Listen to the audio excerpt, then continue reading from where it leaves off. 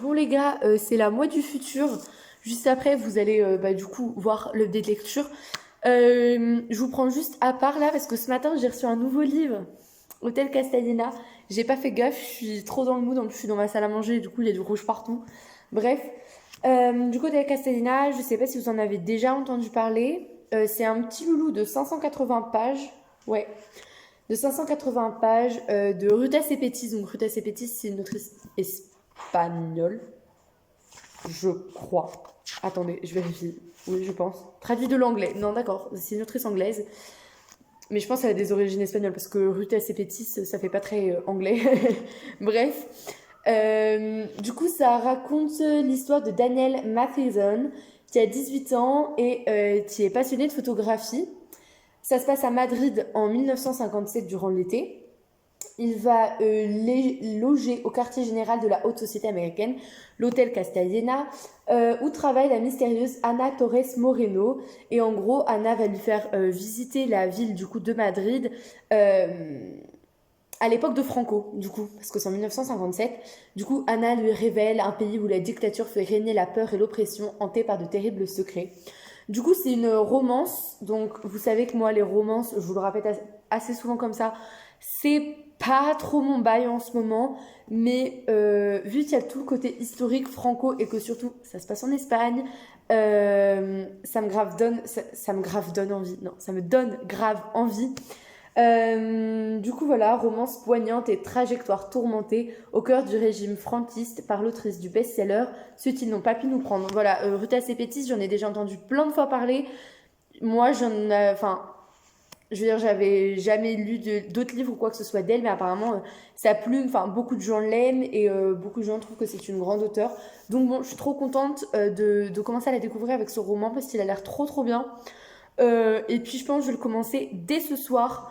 J'ai commencé déjà le chapitre 1, mais je veux dire, je vais vraiment genre, me mettre à fond dedans dès ce soir. Et je suis trop contente de l'avoir enfin reçu. J'ai deux autres arrivées de livrest qui vont arriver, mais genre dans une semaine et demie, 2 semaines. Donc je vous referai un petit passage comme ça du futur pour vous montrer. Et du coup, voilà, je suis trop contente. Je vous laisse avec la vidéo.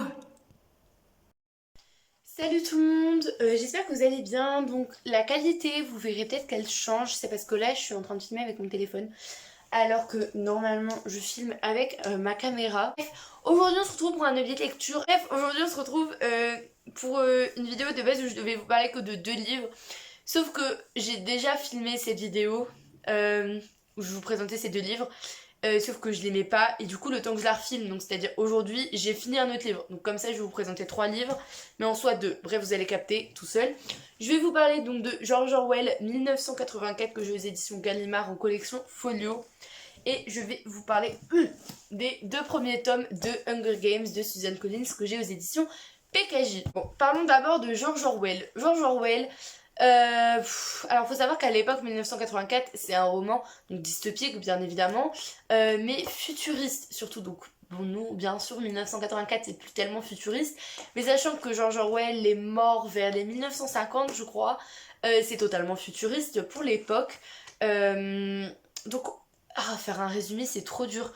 Du coup on va suivre Winston dans un futur totalement dystopique où en gros la pensée est contrôlée par tous les moyens possibles. Genre t'as un écran obligatoire chez toi ou par cet écran on t'observe, etc.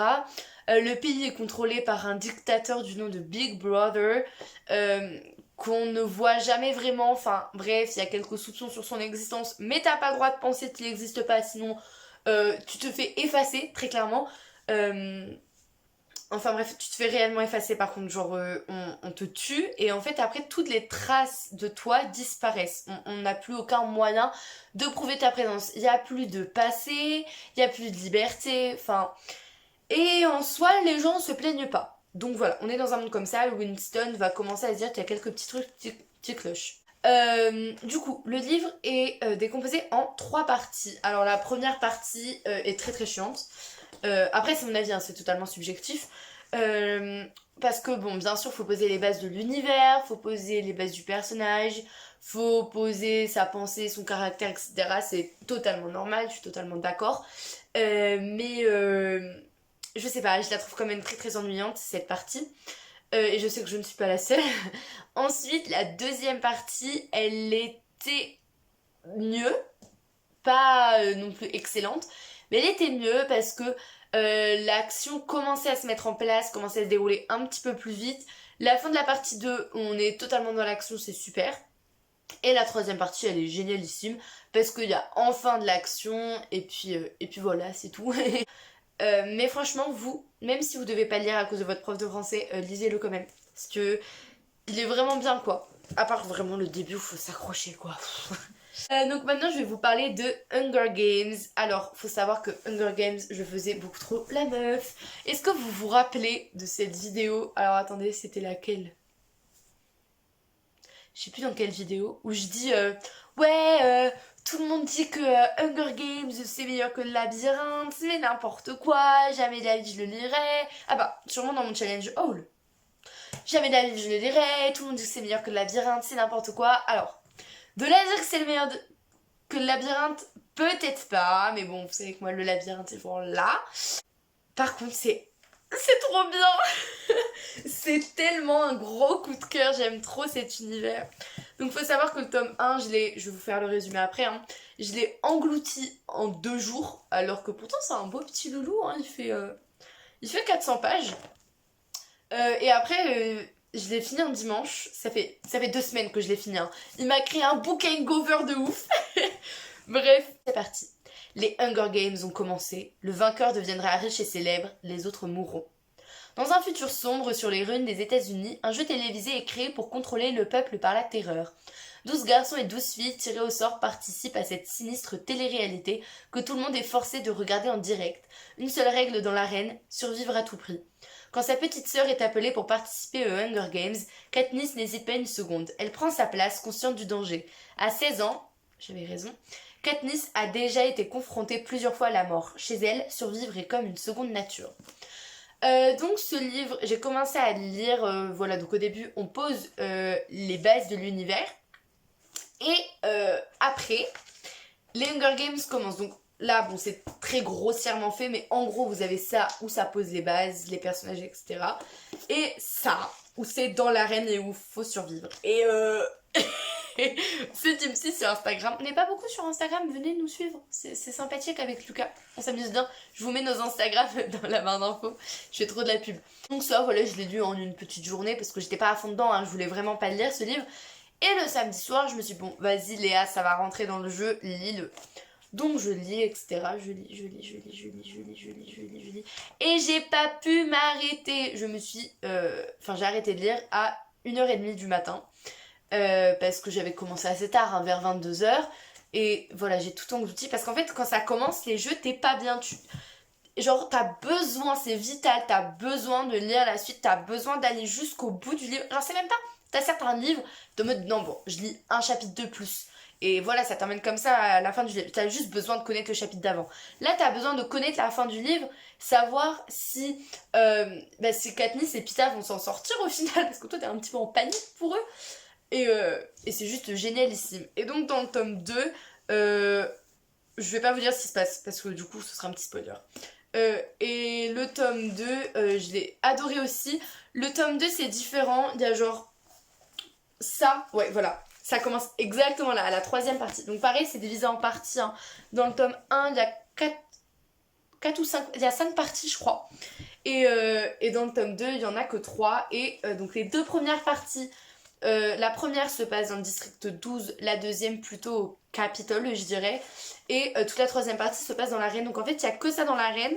Pour vous faire une comparaison, Hunger Games 1, il y avait genre tout ça dans l'arène. Je sais pas si vous voyez bien la différence.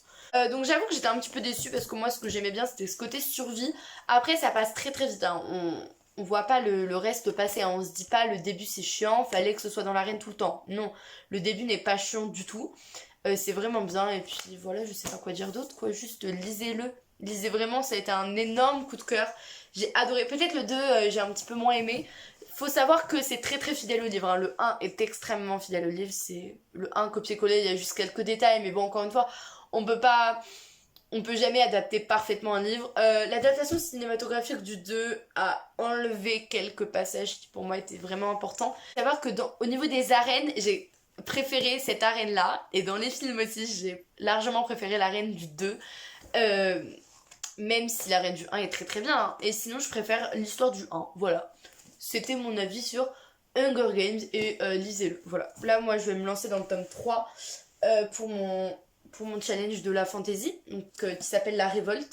Je pense que je vais bientôt le terminer. Enfin, je me suis pas encore lancé dedans, je vais me lancer le temps après mes tournages de vidéos. J'en ai encore une à tourner après. Voilà tout le monde, c'est la fin de cette vidéo. Je pense que j'aurais peut-être coupé quelques passages où je parle parce que très clairement, encore une fois, je pars très très très très loin. Enfin bref, j'espère quand même que ça vous a plu et je vous fais d'énormes bisous.